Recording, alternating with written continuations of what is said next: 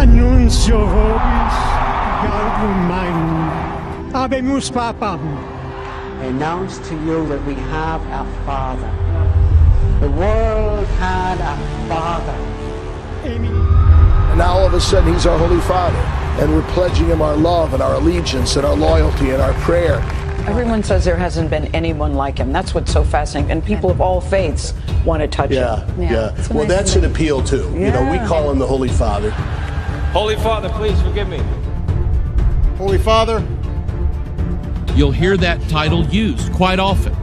This man, Bergoglio, Francis the Talking Pope, his predecessors, John Paul II, Pope Benedict, John Paul I, Pope Paul, Pope John the 23rd, Pope Pius. You can go all the way back, folks. I'm talking centuries. These men are replacement gods.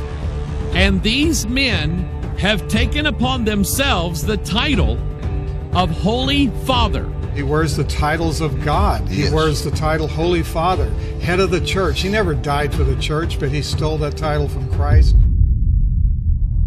Jesus said, "And call no man your father upon the earth, for one is your Father which is in heaven." Yet the popes took to themselves the name Holy Father, along with all claims of authority that might be assumed by such a title. Pope Innocent III, who fathered the Inquisition, said, "The Pope holdeth place on earth, not simply of a man, but of the true God." Meanwhile, Pope Nicholas said of himself, "I am in all and above all, so that God himself and I, the Vicar of God, hath both one consistory, and I am able to do almost all that God can do. I then, being above all, seem by this reason to be above all gods." Nicholas even claimed that the popes had the power to change the gospel itself, saying, "Wherefore, no marvel, if it be in my power to dispense with all things, yea, with the precepts of Christ." But in the Bible, Jesus says, "Behold, I have set before thee an open door, and no man can shut it, and no man openeth." The Apostle Paul warned that, "If any man or an angel from heaven preach any other gospel unto you, let him be accursed." Yet despite these biblical warnings, the popes repeatedly claimed they were equal to and above God, and were even called by Catholics our Lord God, the Pope. The Lateran Council, while addressing Pope Julius II, said to him, "Take care that we lose not that salvation, that life and breath which thou hast given us, for thou art shepherd, thou art physician, thou art governor, thou art husbandman, thou finally art another God on earth." In the 19th century, Cardinal Giuseppe Sarto, who would later become Pope Pius X, declared, "The Pope is not simply the representative of Jesus Christ.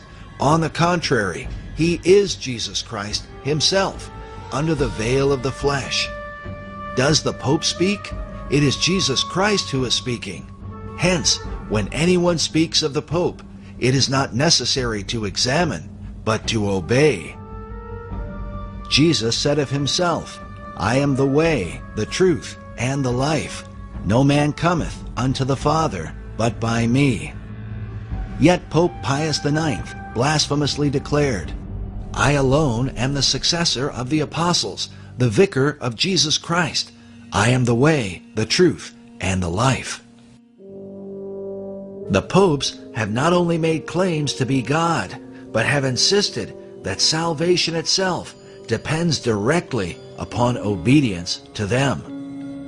Pope Boniface VIII said, "We declare, say, define, and pronounce that it is absolutely necessary for the salvation of every human creature to be subject to the Roman Pontiff."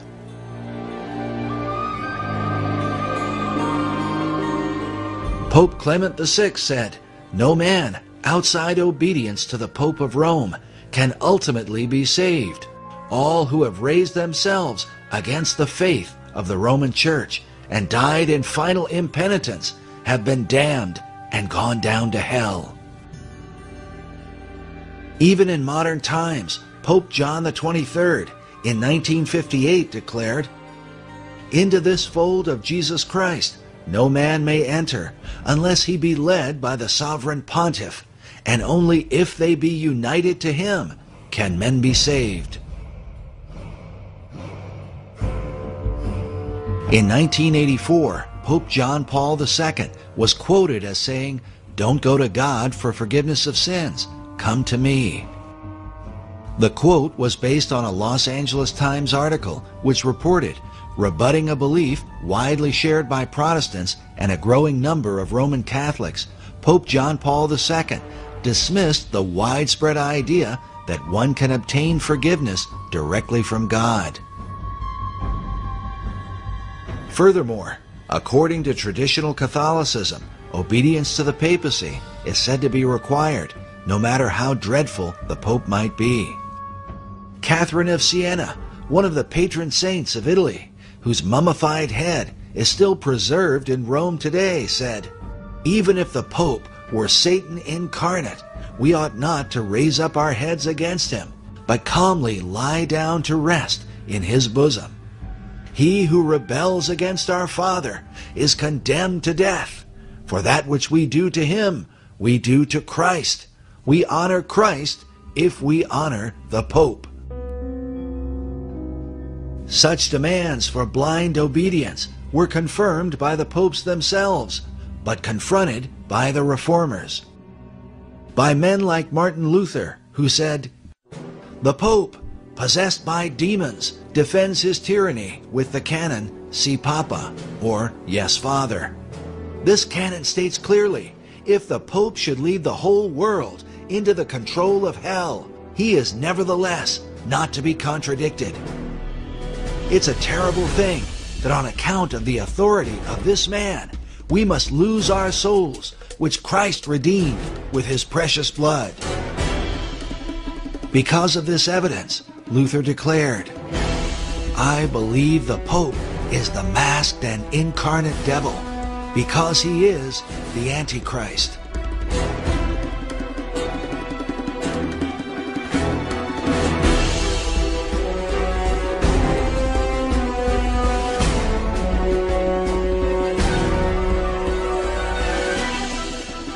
It is important to understand that this belief was not just confined to Luther, but was held by all the reformers from John Wycliffe in the 14th century to Charles Spurgeon in the late 19th century. Spurgeon said, "It is the bounden duty of every Christian to pray against Antichrist. And as to what Antichrist is, no sane man ought to raise a question.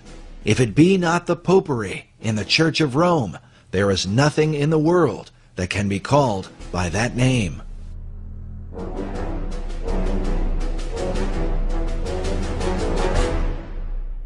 The Westminster Confession of Faith, along with the Savoy Confession, the Old Baptist Confession, and the Methodist views of John Wesley, all included the declaration that the Pope is that Antichrist, that man of sin and son of perdition, that exalteth himself in the church.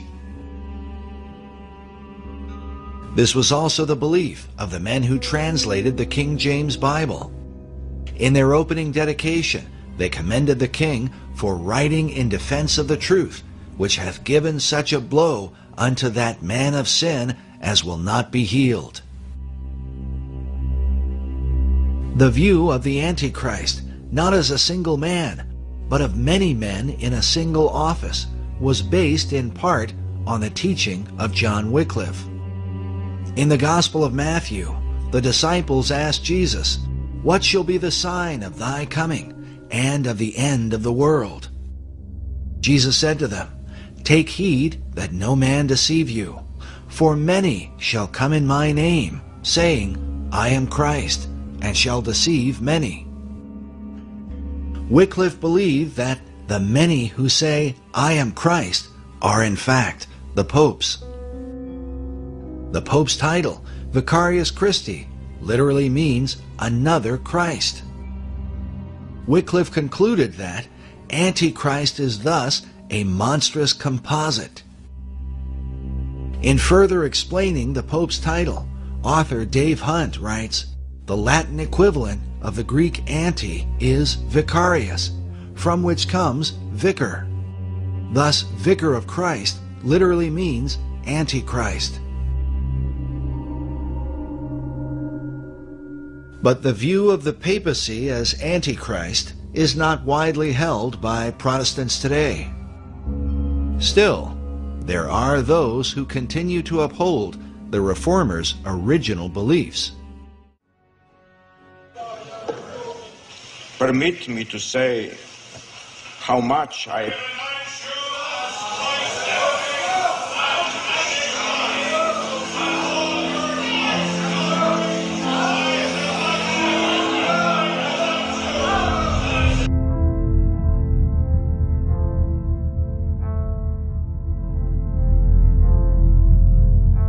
this official Vatican portrait of the current Pope. It is called The Truth, the Way, and the Life, Portrait of His Holiness, Pope Benedict XVI. But can this really mean that in the modern world there are some who still believe the Pope to be equal to Christ and God? Mr. President, final question. Yes, sir. You said famously, when you looked into Vladimir Putin's eyes, you saw his soul. Yeah. When you look into Benedict XVI's eyes, what do you see? God. Good way to end the interview. Thank you, sir. Thank you, sir. My pleasure.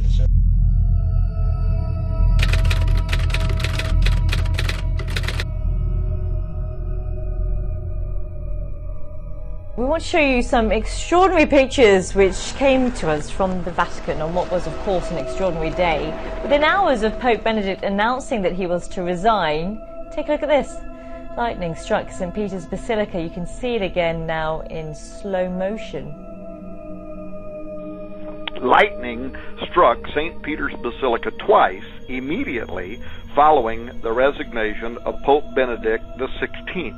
Now, some people might not make anything of that, but lightning is something in sacred literature that almost always carries spiritual connotation. Sometimes it's good, sometimes it's evil, like when Jesus referred to Satan as falling like lightning.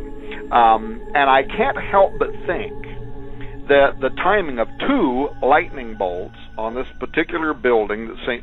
Peter's Basilica, at the Vatican, at the exact time following Benedict's resignation, I felt that it was mathematically improbable of chance. First, because two bolts, I don't, again, what do you make of coincidence and numerology? But we know that in sacred text and in Scripture, these kind of things would be interpreted as signs and omens. At the start of Lent last year, Jorge Mario Bergoglio was just a face in the crowd. Today, Pope Francis is the most talked about person on the World Wide Web. With days until the Holy Father makes his first ever visit to the U.S., his popularity has taken off. We were able to walk right up to the stage yesterday, which is literally set at this point.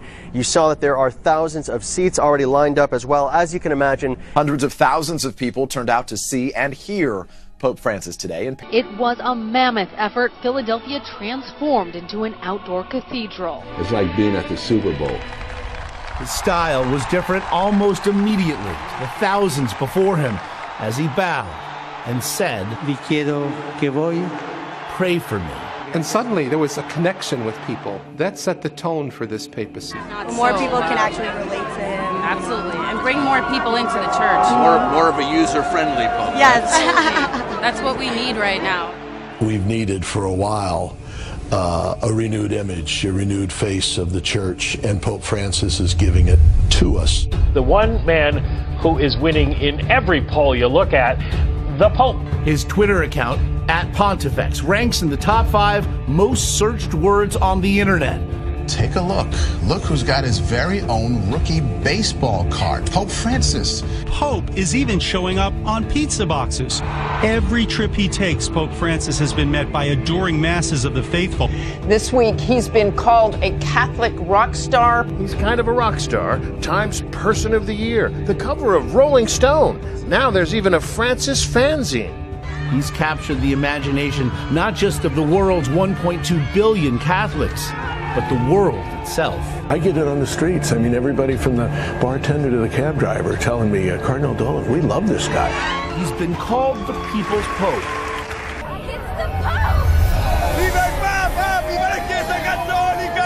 The papacy is saying, I'm a follower of so-and-so, to see people going out and giving the rock star treatment and fawning and fainting and screaming and everything when a pope goes by. I mean, he's just a man.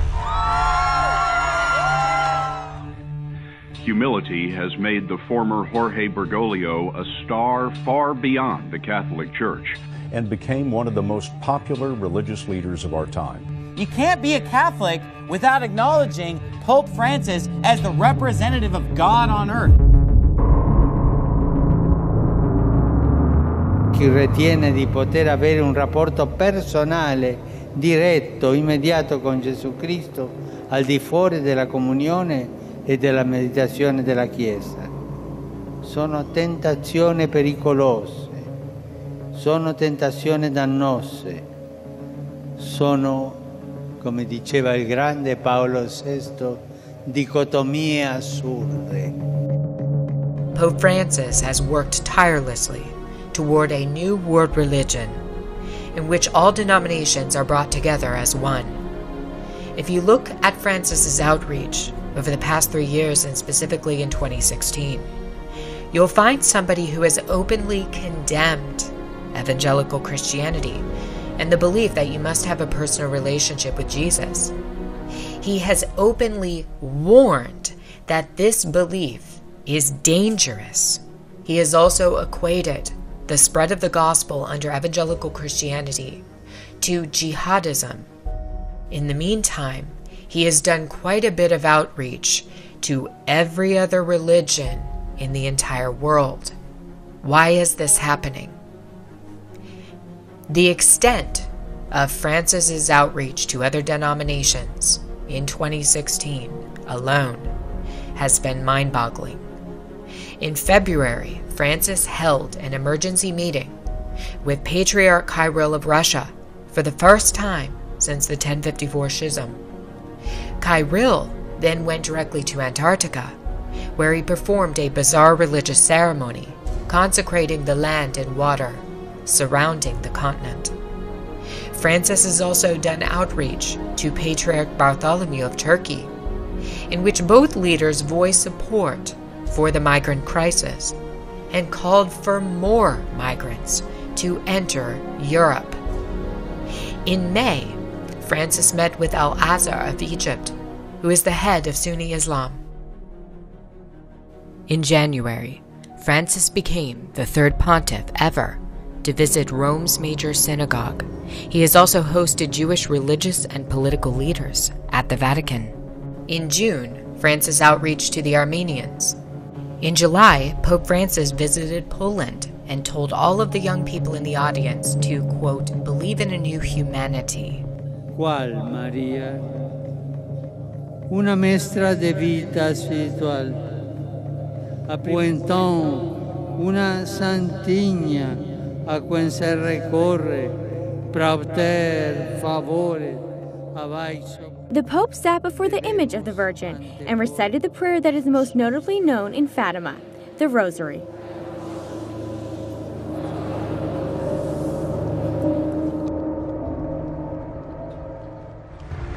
She's called the United Nations International Pilgrim Statue of Fatima and travels around the world. I've seen people who break down in tears as soon as they look at the face.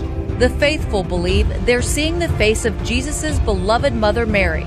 The theologians say it's called the aura of the Mother of God around it. That means the Mother of God's presence is with that image in such a way that you can look at other images of Our Lady and get your fill. It is one of the 4 original statues made under the guidance of Sister Lucia, the oldest of the 3 children. The 3 children, Lucia, Jacinta, and Francisco, said they saw an apparition of Mary while herding sheep near the village of Fatima, Portugal, May 13, 1917, and she revealed 3 secrets to them, including the prediction of World Wars I and II. And this is the face Lucia described. When you're looking at it, you feel her presence. You can get your fill at looking at other beautiful images, but you cannot get your fill at looking at this. You just want to look, and look again. Just a Mary shrine here, Mary shrine there, Mary shrine here, everywhere. Why do people praise and worship Mary, whom Jesus was born of?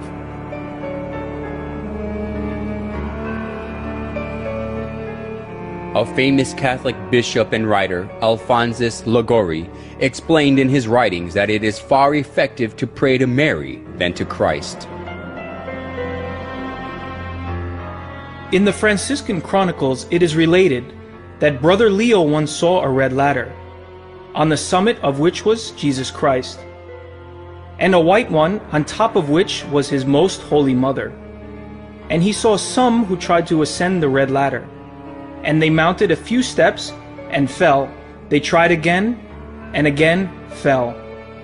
They were then advised to go and try the white ladder, and by that one they easily ascended. For our Blessed Lady stretched out her hand and helped them, so they got safely to heaven. The story, which was made by the exuberant imagination, sounded plausible.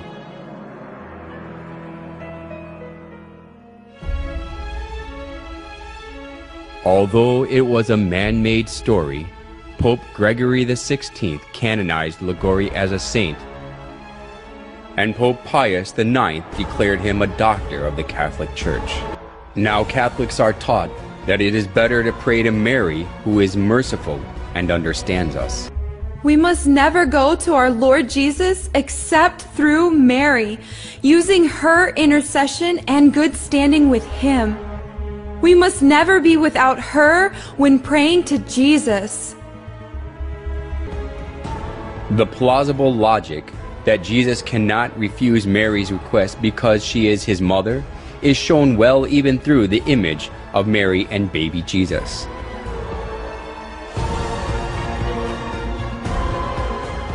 In most cases, Jesus is nested in Mary's arms as a baby.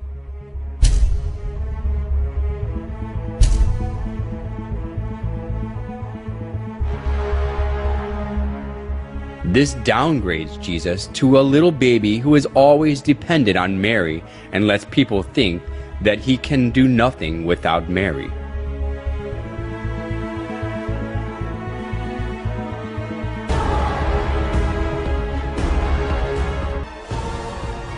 They call Mary the Mother of God, which implies that she is above God.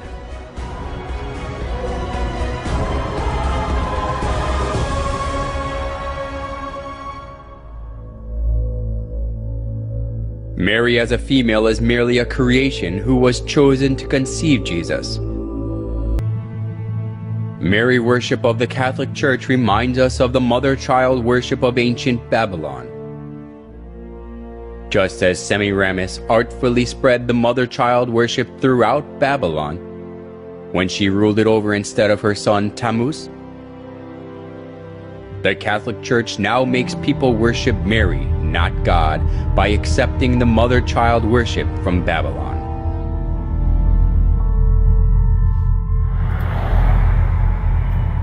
Hail Mary, full of grace, the Lord is with thee. Blessed art thou amongst women, and blessed is... There is no trace of suffering or even joy in this Mary's face. But it is not the alabaster emptiness of her gaze these people see as they pray. It is the Mary whose pain at the loss of her son, Jesus Christ, resembles their own. Mary's role for us as Christians is humanizing. It's somebody that we can relate to. 20% of all Roman Catholic places of worship in the United States, nearly 4,000, are named for Mary. Shortly after the Council of Ephesus, which was in 431, when they declared her to be the Theotokos, the God-bearer, Mother of God. And then everything changes, and she starts to appear enthroned with a child on her lap, with angels and saints around her. That is when she becomes important. By the Middle Ages and Renaissance, paintings of Mary could be read for symbols of her holiness. Her outer mantle is blue, and underneath she usually, not always, has red robes. She wears a dark blue coat, and she stands on the half moon. She is the mother of all gods. So, the ancient religion of Babylon, they all have one thing in common: the sacred feminine. The sacred feminine. The sacred feminine. Ishtar the Babylonians, Tyre the Buddhism, Fatima of Muhammad, Sophia the Gnostics, Shekinah to the Kabbalist Jew, Mary to the Catholic, and Shakti to the Hindu. These all have one thing in common: the sacred feminine. And the sacred feminine is going to take you back to the source of light, because the light that resides in that place that Plato talked about, you need a path to get back to that light. Listen, this is important. She is the one to take you to that light. Now, I'm going to give you a guess. Tell me this morning, who do you think that light is? You remember what this subject's all about? Lucifer. He's the light bearer.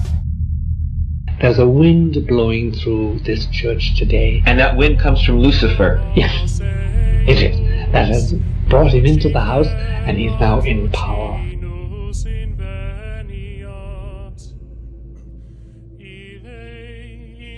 No doubt about it, Lucifer is the prince, and he has now a place within the central citadel of the church.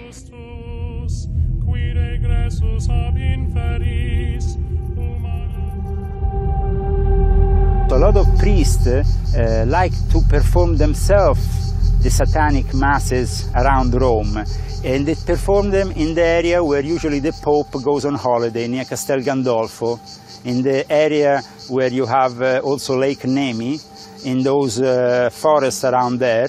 They perform these black masses, and there is a Catholic priest who acts as a satanic priest, because the moment in which they act as satanic priest is the moment in which they can really liberate themselves of other perversions. They can do drugs, they can go with women, with men, with everything, and they can do all kinds of things. So the sex cults are very powerful. Like, for example, CNN is showing that at the termini station there is a lot of prostitution from minors, from young kids. Well, there was a scandal here in Italy at a certain point in 2013, I think it was June 2013, it went on the news for 2 days, then it was erased. They go into this My Bar and in these places around the Termini station to pick up these young kids. And then they used to have these ambulances, these fake ambulances parked in front of Termini station, and they used to pick up these young Romanian kids, 14-year-old kids, and bring them directly into the Vatican. As an exorcist, when you do exorcisms, minor and major, the demons constantly taunt you with the condition of the church. They say, well, we're in St. Peter's. We can talk to whom we like. We have representatives sitting beside your Pope every day. What are you talking about? We are legit. I'm quoting demons now. This is what is said to you. How dare you? And our prince has been enthroned, installed. And you're still against us? What are you trying to persecute us for? And so we have to understand that there is a Luciferian faction, a very strong Luciferian faction within the Holy See, not exclusive to the Holy See. This is a dark brotherhood that exists. These are the mystery adepts. that have existed. They're following a lineage that goes back hundreds of years. Actually, that goes back to the Tower of Babel. Once upon a time, a long time ago, there lived a man named Nimrod. Nimrod was the great-grandson of Noah. He was the most popular man on the earth at the time. Matter of fact, he was the king of the then-known world. He was responsible for building the cities of Babel, and the Tower of Babel, and the city of Nineveh, amongst others. Well, all that being aside, Nimrod, no doubt, had tremendous influence among the people that he was with. And what happened was he had this uncanny reputation of strength. He created great armies, and he was the ruler of the then-known world right after the flood. He was full of idolatry and covetousness, drunkenness, and rebelliousness towards God. And he had a phenomenal ability to deceive. Matter of fact, I suppose he was much like, I guess, an early politician 4,000 years ago. But Nimrod married a woman named Semiramis. Now, Semiramis and Nimrod became basically king and queen of the then-known world. Well, at some point, Nimrod dies, and he became deified. He was the very first person that was ever deified on planet Earth, and they made him the sun god, which ended up being Baal. The word Baal in your scriptures can be traced back to Nimrod. So it's an interesting reality of history. When you see Baal and Ashtaroth, you're ended up coming all the way back to this story of Nimrod and Semiramis. And so Baal is now ruling the universe as the sun god, and somehow luck has it through the Babylonian legend that Semiramis gets pregnant by the rays of the sun of her deceased husband Nimrod. And she gives birth to a young baby boy named Tammuz. Semiramis, Nimrod's wife, insisted that Nimrod became the sun god. She cut Nimrod's dead body into pieces and sent them to each tribe of Babylon. People regarded the place where a part of Nimrod was buried as sacred.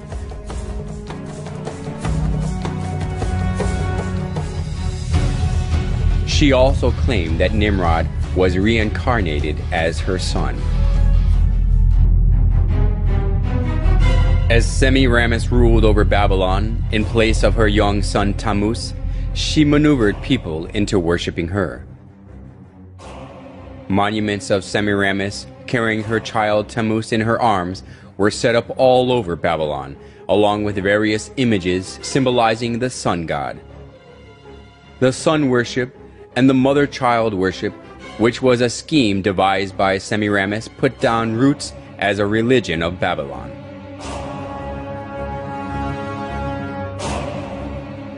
Idolatry stemmed from Babylon, spread to many countries after the Tower of Babel collapsed. It is because when the Babylonians were scattered over the whole world, they brought the sun worship and the mother-child worship. The sun worship and the mother-child worship were assimilated into the cultures and religions of many countries, and they came to have various forms and names.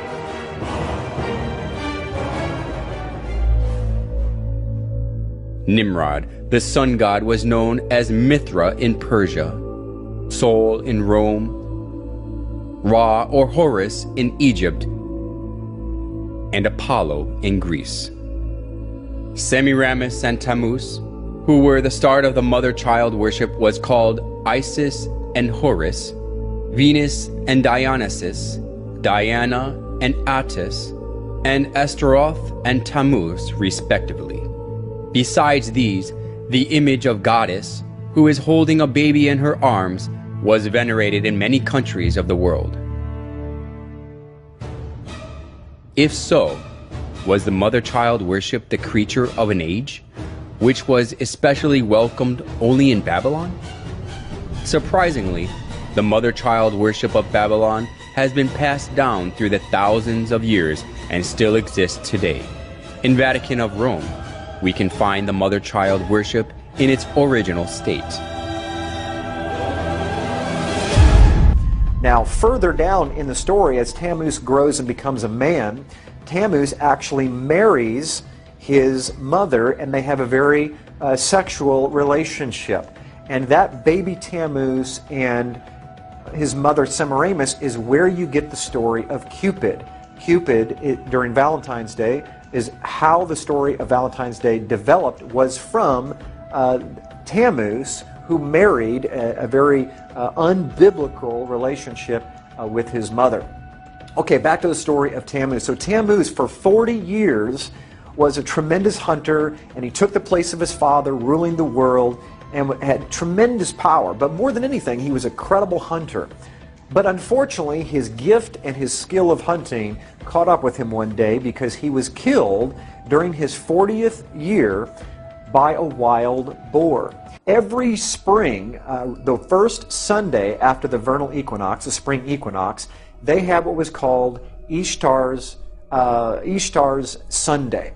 And they would have a sunrise service. At the sunrise service, the priest of Ishtar would impregnate young virgins on the altar, and during that same service, they would take the babies that were now 3-month-old from the previous year, and they would sacrifice those children on the altar to Ishtar, and then they would take the eggs of Ishtar, and they would dip those eggs in the blood of those young infants. And that is where we get sunrise services, and that is potentially where we get the dyeing of Easter eggs. It is also interesting to note that worldwide universal color of Easter eggs is red. Even the White House, the official color of the White House Easter egg is ruby red. Now, back to Tammuz. Tammuz gets killed by a wild boar. So every year, in commemoration of celebrating the death and the deification of Tammuz, which became the son of God, the son of his father, they would set aside 40 days prior to Easter, and they would fast and they would pray, and they would have a giant feast on Easter Sunday where they would celebrate the death and the resurrection of Tammuz. And guess what they would have for dinner on that Sunday evening? You got it, Easter ham. They would kill a boar in commemoration to Tammuz, who was killed by a wild boar.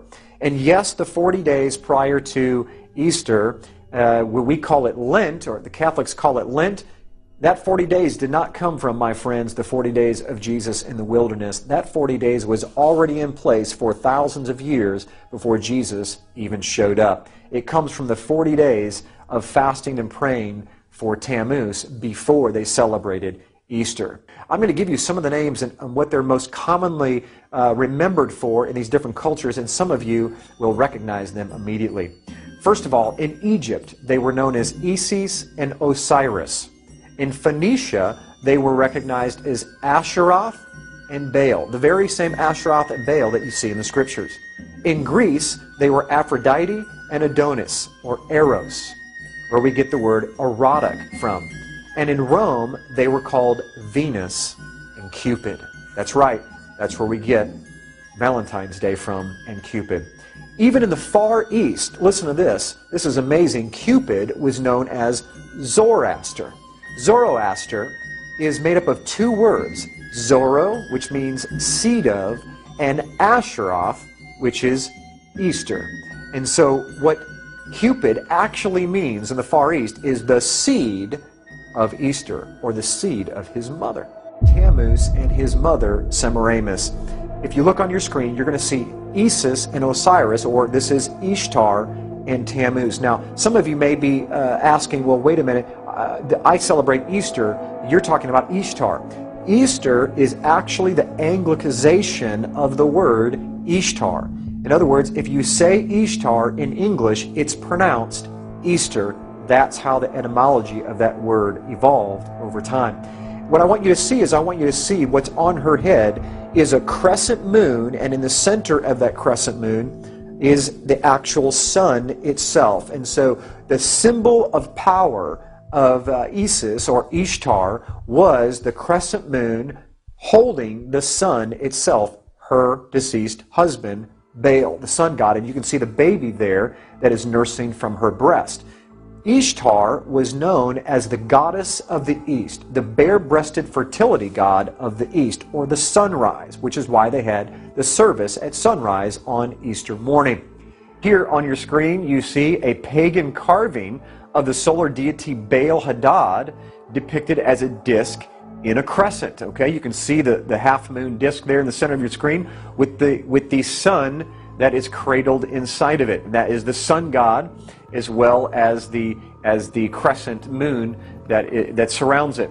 Now, as you see that the main symbol for the sun god was the crescent moon with the sun on the top of it, or centered and cradled inside that crescent moon, we now move to something that's a bit controversial but very true historically, is the Catholic Eucharist is actually the sun that is inside of that crescent moon. I'm going to show you some pictures of the actual Eucharist in different positions, and you're going to see that not only is it similar, it's identical. This is where they got the symbols from.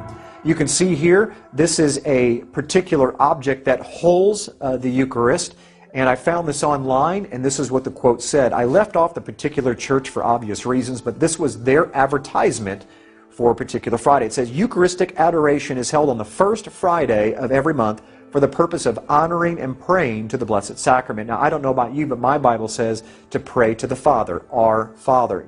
Yeshua, Jesus, said to pray to the Father. He did not say to pray to inanimate objects, whether they represent Him or not. Now, look very carefully at, on the right-hand side, you can see the moon, the crescent moon shaped, holding that sun or that wafer of bread. Here's a close-up of it right here. The crescent moon cradle with the sun-shaped monstrance of the Roman Catholic Church. And now you'll see that it's actually the rays of the sun go all the way around this. They didn't hide it at all. Why did they not hide it? Because this is thousands of years old. This comes right out of paganism and sun god worship, where it was the symbol of Baal and his wife Ishtar. And right here you can see the pine cone staff is another symbol found in paganism that's connected with the sun god coming out of Egypt, Osiris. It's kind of in the form of a pitchfork, you can see, where the pine cone is in the center. Now, why did they choose a pine cone? Because a pine cone represents... Pine cone symbolism, another very popular piece of symbolism for people who consider themselves, quote, in the know. That they consider that they are spiritually aware and enlightened, they have the knowledge, they are awoken, they have wisdom, and they have transformed themselves spiritually. In many cases, it's the exact opposite. The pine cone symbolism comes after the pineal gland, which is at the center of the head. It's right here, circled in red. It's considered in the midbrain or the limbic system of the brain. It regulates, this gland regulates a lot of different functions within the individual related to perception, emotion, etc. And the gland looks like a little pine cone. It has a lot of blood flow that goes through it, and it's very much attacked as something that they seem not to want to develop or function properly. So a lot of the food, things in water are very much attacked to target this part of the central nervous system. The pine cone literally looks like a little pineal gland. Okay, the pineal gland looks like a little pine cone, I should say. This is called the Court of the Pine Cone, and it is at the Vatican. That's where that pine cone is at. It is surrounded by two peacocks. Peacocks are another big symbol in alchemy. They represent alchemical transformation. Again, the pine cone represents awakening, resurrection, or transmutation, spiritual transmutation. Now below it, there is a black empty sarcophagus right down there below on the left-hand side. As you go up these steps in the Court of the Pine Cone to the other side of it, from this image perspective, that's what you will see. And behind it, there is an empty sarcophagus. Now, they're basically throwing this symbolism right in your face. You know, we are the resurrected ones. We are the ones who have come out of darkness and into light. We have the knowledge. We understand how the awakening process works. We understand how this activity of the brain that people don't even understand and whose functions are essentially shut down due to the horrible nutrition and all kinds of pollutants in their food and water. We know how that works, you know, and we have done that transformation to ourselves, but that's not for you. You know, we're going to sequester that and keep it to ourselves and keep it here. And they never mention this. You'll never hear about this by the Vatican. But just go on Google Images and, you know, you'll see tons of images of it. Type Court of the Pinecone. You have a lot of tourist images that just take pictures of it. Of course, here you see the Pope in his astrotheological regalia here. The fish head miters that they wear are the representative of the fish head miters that were worn by the Sumerian priests and the priests of Babylon. The Abgal. Yes. That's right. They served in the temple of a goddess named Nanshi. Yes, and it specifically references who we know as Dagon. Yes. And he was known as Oannes to the Greeks. Yeah. And this was, according to myth, an individual, a hybrid person, a half fish, half man thing that came out of the sea and began to instruct mankind in the lost knowledge. But at the base of it is the pine cone right there in his hand. I circle it right there. In symbolic iconography throughout the ancient world, the pine cone is revered. It's always a symbol of the transformation of a god. Often the god is giving that spiritual essence or knowledge to humanity. Here you see it in the Akkadian tradition of one of their gods, a clearly non-human looking entity. Here it is in the Babylonian tradition. Because this staff goes all the way back to ancient sun god worship, where it represented power and authority of the gods, you see. And this is a close-up of that staff right here, where the pine cone is embedded right in the staff itself. Let's move on to another symbol. This is the symbol of the trident. The trident is the devil's pitchfork. It really is a symbol of Satan, of the horns of Satan. It's an ancient satanic and pagan hand gesture called the trident. We find this in archaeology all over the place. Whenever you get into any kind of society of sun god worship, you find the trident everywhere. You see it in ancient Babylon. It was placed in the hands of all the pagan sun gods. All the pagan gods and pharaohs had some sort of trident, a staff, that they would be connected to power and authority of the gods. The most famous one, of course, is Neptune's trident. We call it the devil's pitchfork, and that's where it comes from. It's just not a drawing that someone made up. This has history built into it of where these things come from. Now, if you move forward in time, or during the same time period, excuse me, you're going to find another symbol that is even more important. As a matter of fact, you're going to see two symbols in this picture. This is a pagan statue of Jupiter that has been renamed St. Peter. You also see what is baby Jesus, supposed to be baby Jesus, is none other than baby Tammuz. And how do we know it's not Jesus? Because you see trident all over the place. You see the trident symbol in the hand of the infant Jesus, along with the tridents coming out of the statue's head. You'll see three tridents, two coming off the sides of the head and one coming off the top of the head. This is not baby Jesus, ladies and gentlemen. This is a pagan sun god, Tammuz, from the story of Baal, Nimrod, and Semiramis, ended up being Cupid in today's Valentine's Day. And right here is the ancient Babylonian altar for the sun god Baal, and its main symbol is the 8-pointed star, which can be depicted as two 4-point stars built inside of one another as the solar wheel.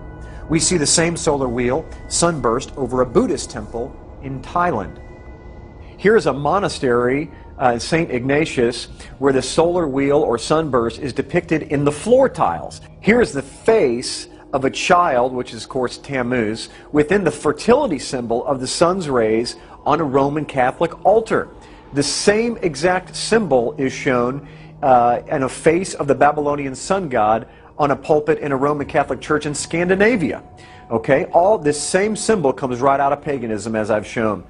Okay, this is probably one of the most fascinating pictures that I have. I zoomed in to the Vatican using Google Earth and stopped several miles above, and look what we discovered is this is the largest solar wheel on Earth. This is the court of St. Peter at the Vatican in Rome itself. The sun disk behind the head of this Roman Catholic statue in Westminster Cathedral in London. Where did they get the idea of sun disks behind these saints? It's because this was what was found behind the head of Jupiter, and all these sun gods was the actual monstrance of the Roman Catholic Church. That halo is not a halo, that is a sun disk, and they borrowed it from paganism. We see here behind Krishna another sun disk behind his head, and this is just to show that it doesn't just happen in Catholicism, that the sun disk predates Catholicism by hundreds, even thousands of years. It was borrowed. We see it in stained glass windows behind all of the Roman Catholic saints, even Mary. And if you look carefully, you see the Sacred Heart. That Sacred Heart, even though I don't have time to go into this, even the Sacred Heart comes right out of paganism. That exact same symbol with the sun disk behind the Sacred Heart has to do with Baal and Tammuz, the sun gods. And you can see it all over the Roman Catholic Church, and even in other pagan religions across the world. And where do we find this 8-pointed star, this solar wheel, this sun disk today? None other than on top of our Christmas trees. Now, I know all of us have been taught that the star on top of the Christmas tree represents the Star of Bethlehem, that the kings came in to find baby Jesus. But unfortunately, the star of the ancient pagan sun gods predates the star of the Christmas tree, the Star of Bethlehem, by over 1,000 years. They were taking the sunburst and connecting it to what you're going to learn in just a few minutes is the tree of Nimrod, and that is where we get our Christmas tree from and the star that we put on top. If you look carefully, you can see there is a tremendous significance and a similarity between the sunburst and the stars that we put up there today.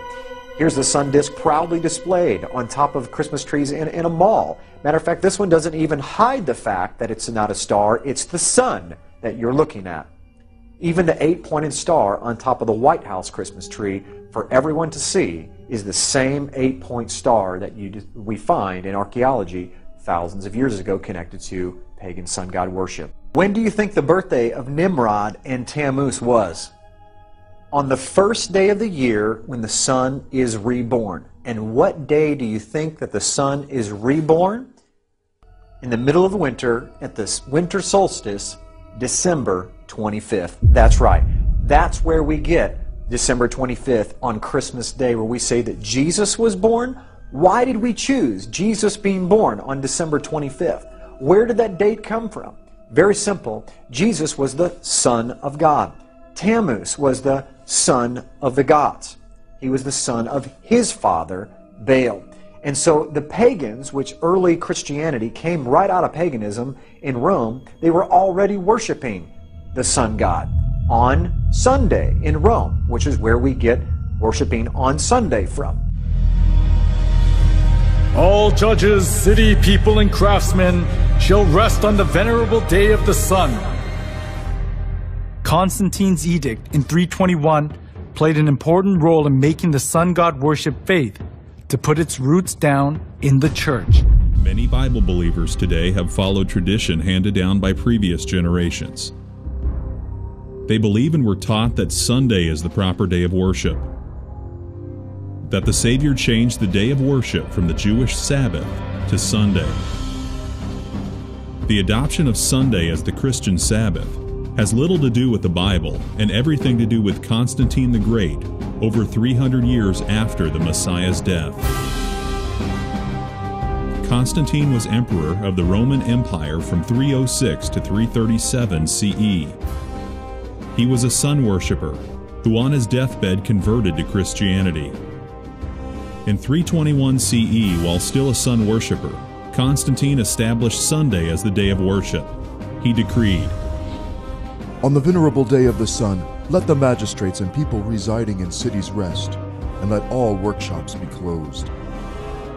In this coin circulated by Constantine in 317 CE, we see the face of Constantine on one side, and on the other the figure of Sol Invictus, the unconquered sun. The sun god was also known as Mithras, and his birth was on December 25th. This date was adopted as the birth of Christ and became the date for Christmas many centuries later. Clearly, Constantine was an avid worshipper of the sun god Sol Invictus. Amazingly, Martin Luther, the champion of the modern-day Protestant movement, said, "They allege that the Sabbath changed into Sunday, the Lord's Day, contrary to the Decalogue as it appears. Neither is there any example more boasted of than the changing of the Sabbath day. Great, say they, is the power and authority of the Church, since it dispensed with one of the 10 Commandments."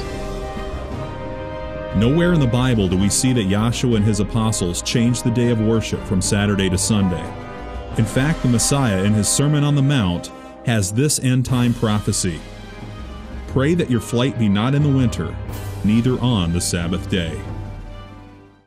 Those who were tainted with polytheism of Rome looked as if they had converted, but in actuality it wasn't easy for them to get rid of the religious rites and institutions of worshiping the sun, the moon, and the stars, and various gods and goddesses, which they had worshipped since their forefathers. The church in Rome sought for solutions to disburden the pagans when they converted to Christianity. It was to bring in things similar to the gods that the pagans had believed into the church. They thought they would increase the number of pagan converts by doing that.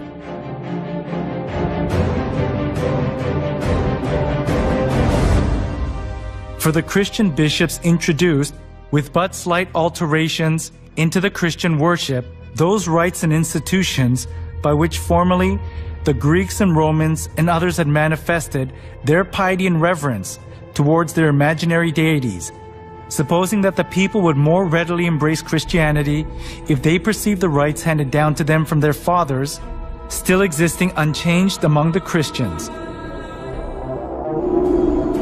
To attract more pagans, the church in Rome tried to Christianize various kinds of pagan gods to suit the Bible. One of the most representative things among them was accepting pagan customs of the sun god worship tradition. The church in Rome identified Jesus with the sun god.